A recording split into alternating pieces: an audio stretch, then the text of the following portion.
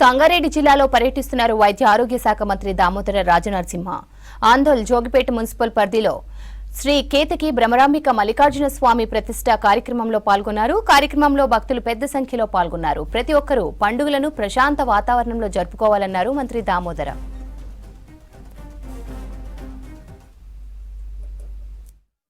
మన జోగిపేట మాజీ మున్సిపాలిటీ ప్రధాన పాత్ర పోషించిన మల్లయ్య గారి కోరిక ఏంటంటే జాగ్రత్త రేపు ఏ కార్యమైనా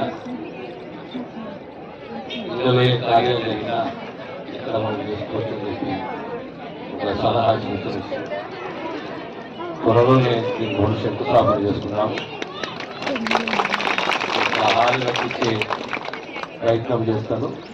దానితో రాబోయే 6 మాసాలు సంవత్సరం లోపల మన అర్థం ఎక్కించి అక్కడున్న 10 గ్రామాలు 20 గ్రామాలకు పెద్ద దారి కాబోతున్నది, రోడ్డు కాబోతున్నది. ఆ ప్రాంతంలో ఉన్న ప్రజలు చిలిపిచేడు హతనూర ప్రాంతంలో ఉన్న రైతులు గతంలో మన ప్రాంతానికి జోగిపేటకు వస్తుండను వాళ్ళకు వంతెన కావాలి, జోగిపేట ప్రజలకు వంతెన కావాలి. మన పెద్ద హైవే వచ్చి కొద్దిగా నష్టపోయినాము.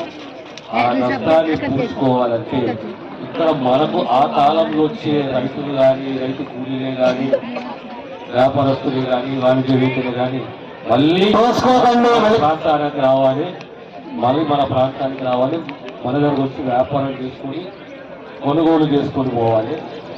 ఆ విధంగా ఈ ప్రాంతం ఇంకో ఏడాది తర్వాత పెద్ద ప్రాంతం అవుతుంది.